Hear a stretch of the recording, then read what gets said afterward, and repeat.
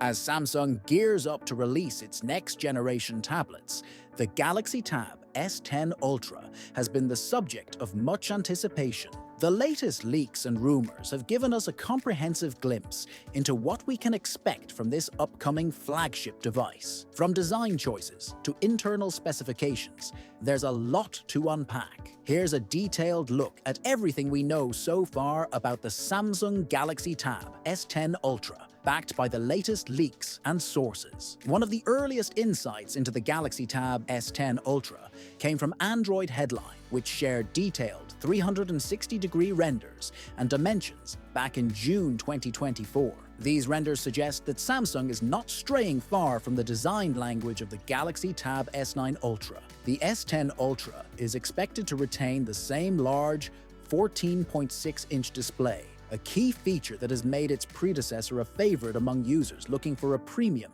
expansive screen. However, not everything is staying the same. The renders confirm that the Galaxy Tab S10 Ultra will continue to sport the controversial display notch, a design choice that has been polarizing among fans. While some appreciate the notch for accommodating the front-facing camera, others had hoped for a more seamless display. One of the most surprising aspects of the Galaxy Tab S10 series is Samsung's decision to omit a standard S10 model. This information first surfaced in a report by My Smart Price, which detailed that only the Plus and Ultra variants would be available this time around.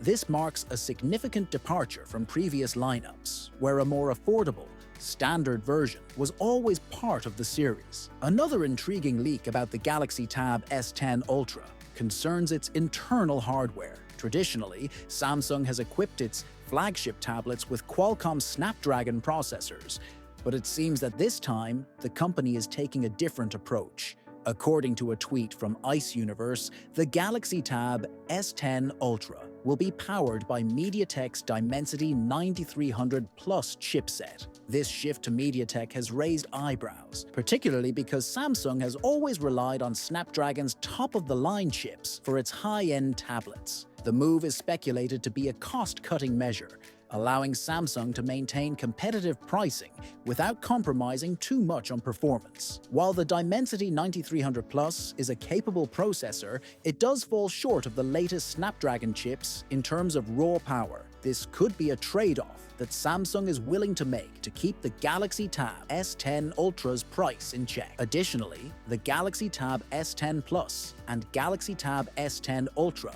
recently got 3C certification, which is China's version of the FCC. This typically means that the launch is right around the corner. According to the Android Headline, the S10 Ultra and its sibling, the S10 Plus, are expected to support 45W wired charging, the same as their predecessors in the Galaxy Tab S9 series. While this charging speed is respectable, it's not an upgrade from what we saw last year. Moreover, as has become standard with many flagship devices, the charger will likely not be included in the box. This trend of excluding chargers has been widely adopted by tech giants in recent years, citing environmental reasons. However, it has also been a contention among consumers who feel they are getting less value for their money based on the timelines from previous years and the regulatory filings mentioned earlier.